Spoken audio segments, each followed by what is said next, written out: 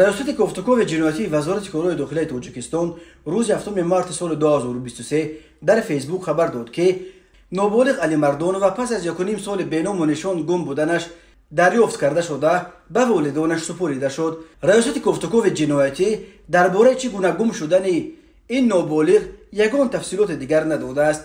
این هم معلوم نیست که در مدت 1.5 سال غیب زدنش نابالغ علی مردانوف در کجا قرار داشت و به چه کار مشغول بود و از کدام حساب روز خود را پیش می برد. خبر بعد 1.5 سال یافته شدن این دختر نابالغ را ده نفر و 100 نفر لایک گذاشته، بیش از 100 نفر زیر آن شرح اساسا مثبت نوشتند و نزدیک 90 نفر این خبر را بازنشر کردند.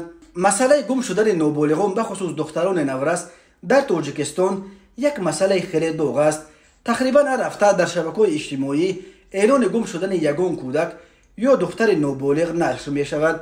دختران نورس معمولا در پی یگان مناقشه اولیوی با پدر و مادر و دیگر اعضای خانواده‌شان از خانه قهر کرده برآمده می روند. متاسفانه نه در همه حالت‌ها این دختران مثل علی مردانوف یافت شده به پیش والدانش برمیگردند.